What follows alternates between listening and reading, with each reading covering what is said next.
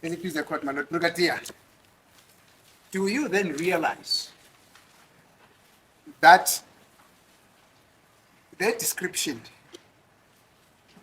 that Longwetala gives in A57 in bracket 2 describes a person who had a firearm in his possession as being short, dark, had dreadlocks, he had cheekbones, and he wore a jacket that was between brown, a jacket that had a color that ranged from being khaki to light brown or in bracket beige in color.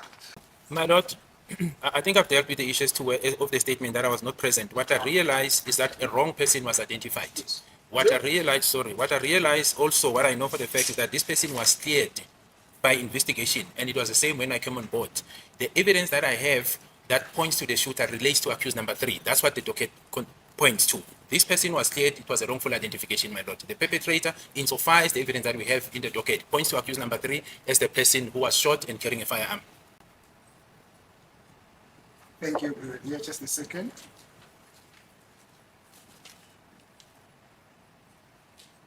Sorry, I don't have that statement. You're saying Mr. Longwetala actually says he identifies William Bonis or whatever, Mbata.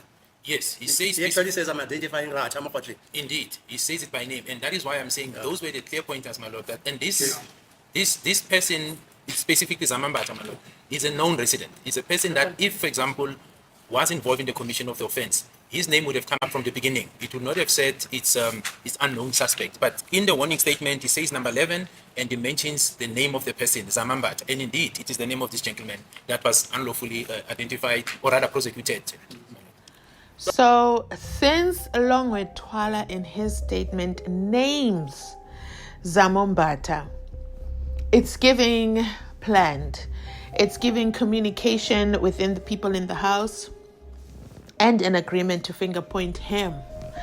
Why am I saying that? Where would Longwetala know Zamogu Mbata from? Don't forget, Gininda says it right here that Uzamo is well known in the community.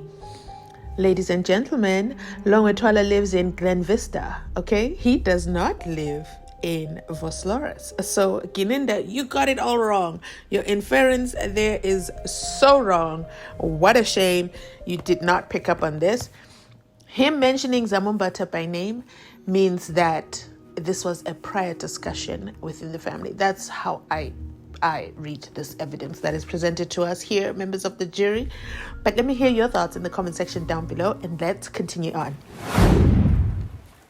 Now, in terms of the description that Longwe gives, remember what is crucial here is the description of the perpetrator who was in possession of the firearm as observed by those people who were in the house. Now, in terms of his description, Longwe Mbata describes the very, point out the person who had the same characters as the person that he saw on the 26th of October 2014 who accosted them with a firearm. Is that not what it does here? But my lord, he identified the wrong person. There is evidence to prove that. The evidence that we have before court points to accused number 3 as one of the intruders who was in the house. These are the facts and the evidence that is before us. Mr. Mbata was not the person that was inside the house, my lord. I don't know how many times can I repeat this. Your statement that the evidence that is before court points to accused number 3. You have been saying, you said in your evidence in chief, that in terms of your analysis of the evidence, in terms of how you evaluated the evidence, in terms of how you drew inference on the evidence, in terms of how you concluded on that evidence, you had to then come to a viewpoint that accused number 3 is the person who had a firearm, not so?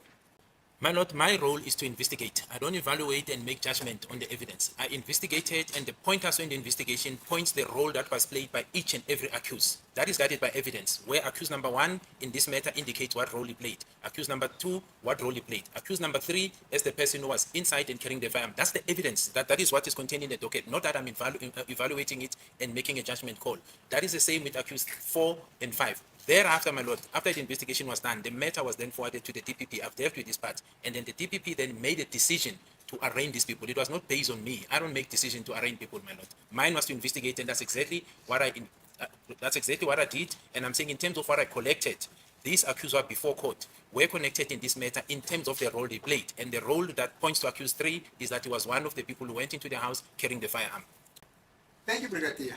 At least you understand now. I'm happy to hear that at least in the ultimate end, you're able to understand what your role is. Remember that is something that I've been objecting to time and again in your evidence in chief. That you are not here to analyze evidence. You are not here to draw inferences. You're not here to make decisions. The decision that ultimately needs to be taken needs to be done by the court. Thank you. Lord have mercy. Okay.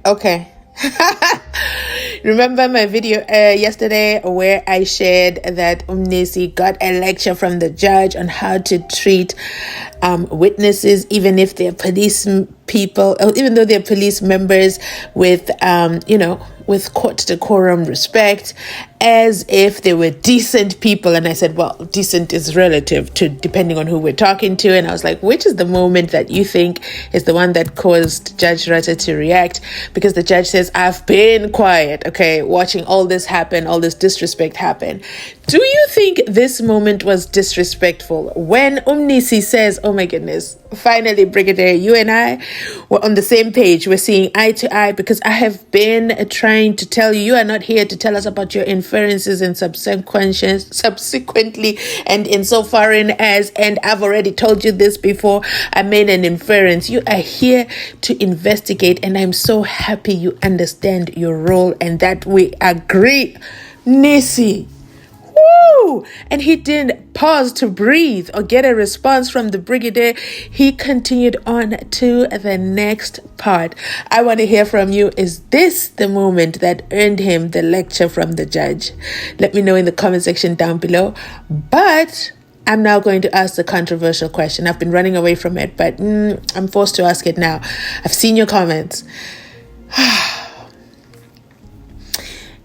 Is it a coincidence that Advocate Mnisi suddenly fell ill yesterday with a stomach bug?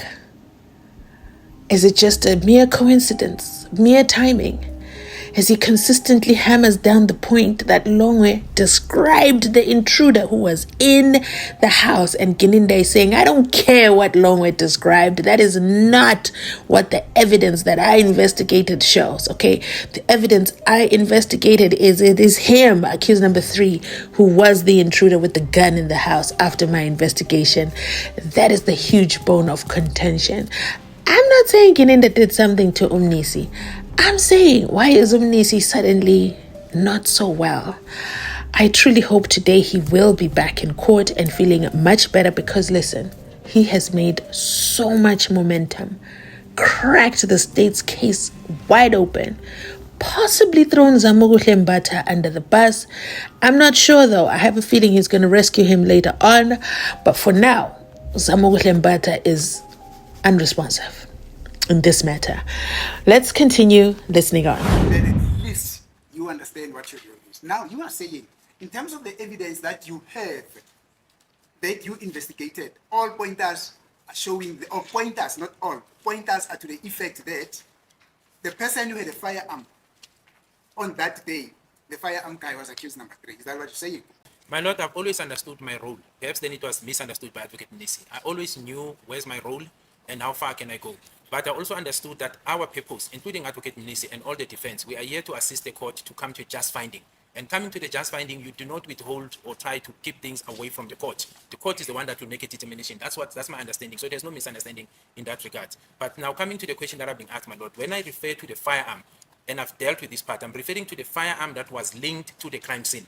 In other words, the firearm that discharged the bullet that was found at the crime scene, and alleged to be the one that have killed the deceased. And I've said that firearm is linked to accused number 3. I'm referring to those pointers, and that is based on the investigation. We've dealt with Cleveland 96, we've dealt with statements of people who have said, we've dealt with Exhibit HH and JJ, my lord. Thank you. Let us now proceed. we shouldn't allow ourselves to be derailed from the point that we're dealing with now. We're dealing with the identity of the perpetrators who were in the house. And subsequent to that, Longwe Twala as I've read into the record, Longwetwala goes to the identification parade. Remember, what is important here is his observation of the person that he saw on that day. Whether that person is him or not, it's about the features that he saw on that day. Maybe he did not know that, but it's about the features. He goes to the identification parade. Remember, Longwe says, the person who had a firearm was short, he had dreadlocks, he was dark in complexion, and he had some visible jaws. He arrives at the identification parade. At the identification parade, he does not point out a white person or a person with a light skin complexion, a person who did not have dreadlocks. He points exactly the person who bears or who has similar features to the person that he saw on that day. Is that not what he did in this identification parade? If you've got an answer, you can answer. If you don't, simply say you were not there. My Lord, he identified the wrong person. My Lord, he identified the wrong person. I don't know how far can I take this, because I've said it over and over again. The person that was identified was wrong. He was cleared by investigation. There was not even a firearm found in this possession. The firearm that was positively linked points to accused number 3. So I don't know how far can I take this identification by Mr. Twala. Whether this was the wrong person or not, but the features are speaking. But in the main, Longwe's identification of this person confirms what Makumalo also did. It basically confirms the description that Makumalo gave and what he himself, Longwe, gave. Both of them identified this person as a person who had similar features with the person that they saw on that day. Yes, I want to be fair to you. Yes. You keep using the aphorism, similar features, similar features. Yes. It's two different persons, logically. And I don't want us to believe at this point. When you say Rata has got similar features with Mr. Muyeki, we're talking about two different features. You are saying long and not long. Let's start with Mrs. Kumalo, senior. Mrs. Kumalo pointed out a person who is pointed out also by Longwe. Yes. And they have similar features. You heard me, ne? I need to understand. You don't understand what I'm getting I at? need to understand the court, because I don't just want to jump into answering the question. Okay. And when I say similar features, I am basing on their description, on how they describe this person. Yeah, fine. No, you've heard me. No, I did not. I could have heard the court, but I did not understand it, man. When you say a person has got similar features, you're talking about two different physical entities. Yes, ma'am. Human beings. Yes. That's it. It could have been a question of semantics. It's not What semantics. I meant to say Yeah. is the person. No, you must put it. Don't tell me. I'm just telling you, I want to be fair to your client. Okay. When you say a person with similar features, like the person who entered the house of Makumalo, Yes. and who happens to have been short with dreadlocks, cheekbones, and he had a beige or... Maybe let me rephrase the question, my lord. Let me rephrase the question. And this is what I intended to say, Brigadier. That the person who was described by Makumalo and the person who was described by Longwe, that description is similar. The description of the person that they are describing is similar. Which is the reason why at the identification parade, they identified one person. Yes, my Lord. That's why I said, my Lord, I've answered this question. But that similarity also applies to accused 3 in terms of his height. He's also short. That is very lame, Brigadier. That is very lame. If that is how we were taught by the South African Police Services to describe a person and suspect that he is this person because he's short, that's very lame. It's very lame indeed. But let us proceed. I suppose that sarcastic comments can just be ignored.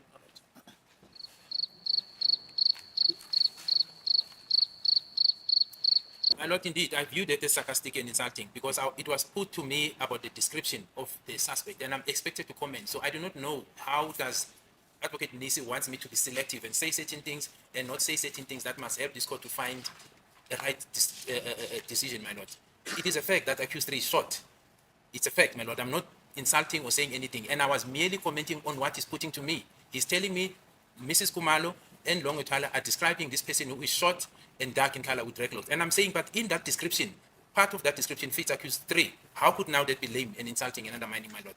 It's really uncalled for, and I'm pleading with Advocate Mnisi, because we've been down this memory lane, that please, the fact that I may say things that he doesn't like does not mean we have to undermine or disrespect each other. Let's just keep the decorum of this court and deal with the business of the day. We will differ from time to time, but there's nothing personal. We are here to assist the court, and let's deal with those facts accordingly, my lord, not to disrespect each other or call each other names, because if I throw that name to him, it might not sit well with him, and I don't think we are here to do that. Can we just focus on the issues at hand and deal with them accordingly, my lord?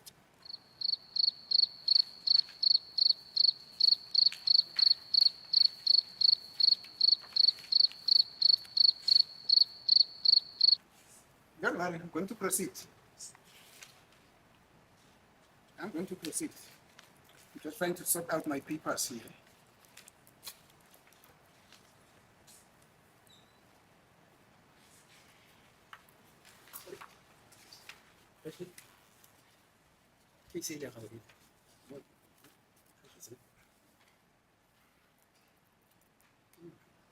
Okay. The state gave us a disclosure of a statement from Zandile Lorraine Kumalo. I think it was handed in as exhibit. That didn't age well. So, what? Accused number 3 is suddenly going to be guilty on the fact that he is short. For me, short is a relative term. How short is short? When do you start saying somebody is short? Are we going to put a number to it? But he might be short, but he certainly isn't dark. You can call him short all you want, but he will never be dark. Even if you made him stay in the sun during solitary confinement for 30 days and 30 nights, he is not dark. Therefore, it immediately clears him from Longwe Twala and Makumalo Senior's description of the person who came into the house. And we cannot argue with them because they didn't say there was a load shedding in that house. They said it was well lit, and they described this perpetrator. So shame on Gininda for that. But then he takes the opportunity after Baloyi says, that was sarcastic. And Gininda says, okay, perfect. I'm not the only one who heard that. You all know Judge Rata is on team Zwi. Okay, he's not getting into any fight because he doesn't want to descend into the arena. He's done with you all YouTube experts commenting about his fingers. If you notice, he's holding on tight to those fingers. Okay, we haven't seen those fingers this week. He is holding on tight to the fingers because he's keeping his pulse close to the YouTube comment streets. But before I digress.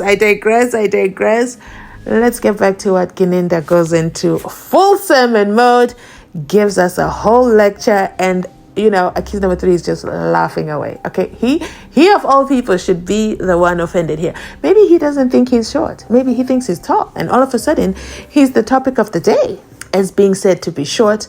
But what stood out is the lecture. Gininda decided today's the day. I am going to give you the lecture. I'm going to tell you what time it is, and I'm going to tell you which bus stop to get off at, because it is a fact. Accused number 3 is short, and I'm not insulting him. He's short. Now, that's not nice, Gininda. Okay, that is not nice. But we keep moving, okay? He says it's really uncalled for. We have been down this memory lane. And there is nothing personal. I am just here to assist the court. Gininda is smart, okay? Gininda is smart. I'm going to fight you. But while I fight you, I'm going to show my lord that I'm just here for you, my lord, okay? I am of service to assist the court in making a decision, okay? He didn't make it personal. And then he ends it with, this was very sarcastic and insulting. It couldn't have been insulting, because how long have we been telling you to stop with the inferences, and now you finally know what an investigator needs to be doing. But Azikolabo, what does my lord do? He whispers to, Rose's replacement. We've never known his name. So him over there says, go get that Go get that case. I've been holding it on. I've been holding on to that case. This is the moment. Okay, this is the moment of truth. Go and get that paperwork. I'm going to read it to the court, even though it's from apartheid times, even though it's from 1974. I don't care. It is relevant to the decorum of this court. Mnisi says, now you would expect at the bare minimum Mnisi to apologize. You see, that's the problem with tall men, okay? You see, if it was a short man and a tall guy, okay, that battle would have gone down real different, real fast. But because it's a tall man and a tall man, it's on, okay? It is on. And if you remember, I once said, oh, there's a comment I really, really want to say. I don't want to say it. I don't want to say it. I don't want to say it. Today is the day, okay? These are two men, okay? These are two men with a very strong personalities. And I imagine that Gininda is also a tall guy, okay? And when it comes to tall men, you cannot challenge their egos, okay? So now we have two tall men displaying their egos. And Mnisi says, no matter what, come what may, I am Mnisi Wemvula, and I'm not coming down to your level. You see, it's a different kind of perspective when you're a tall guy. I don't want to get too deep into it, but then if these two ever... No, let me save that for another video. Let me save that for another day, because there's more to the tall man theory, okay? And you know, I've observed this with a tall man for a while, and I might be hinting at yes. Let me stop, okay? Let me stop before I get in trouble in the comment section, because oh my god, these days I get in a lot of trouble. Okay, let me end the video here. Tight, intense moment, and yeah, we'll continue from then on. Thanks so much for watching. Please do the things that make the channel grow. Like, comment, subscribe, and turn turny. I love you. Take care.